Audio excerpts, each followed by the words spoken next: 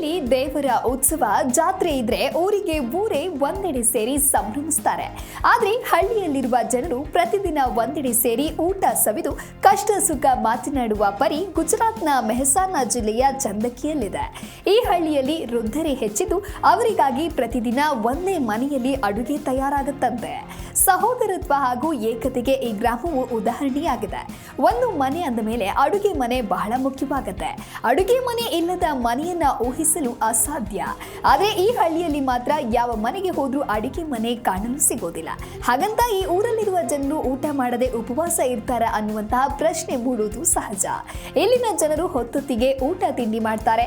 ಭಾರತದಲ್ಲಿರುವ ಈ ಗ್ರಾಮವು ತುಂಬಾನೇ ಅಭಿವೃದ್ಧಿಯಾಗಿದ್ದು ಇಲ್ಲಿದ್ದ ಯುವಕರೆಲ್ಲರೂ ಒಳ್ಳೆಯ ಶಿಕ್ಷಣವನ್ನ ಪಡೆದು ಒಂದೊಳ್ಳೆ ಉದ್ಯೋಗ ಗಿಟ್ಟಿಸಿಕೊಂಡು ಪಟ್ಟಣ ಸೇರಿದ್ದಾರೆ. ಹೀಗಾಗಿ ಇಲ್ಲಿ ಕಾಣಸಿಗೋರು ವೃದ್ಧರು ಮಾತ್ರ. 1,000ಕ್ಕೂ ಹೆಚ್ಚು ಜನಸಂಖ್ಯೆ ಇದ್ದ ಈ ಗ್ರಾಮದಲ್ಲಿ ಈಗ ಇರೋದು 500 ಜನರು ಮಾತ್ರ. ಹೀಗಾಗಿ ವಿಶಿಷ್ಟ ವ್ಯವಸ್ಥೆಯನ್ನ ಇಲ್ಲಿನ ಜನರು ಮಾಡಿಕೊಂಡಿದ್ದಾರೆ.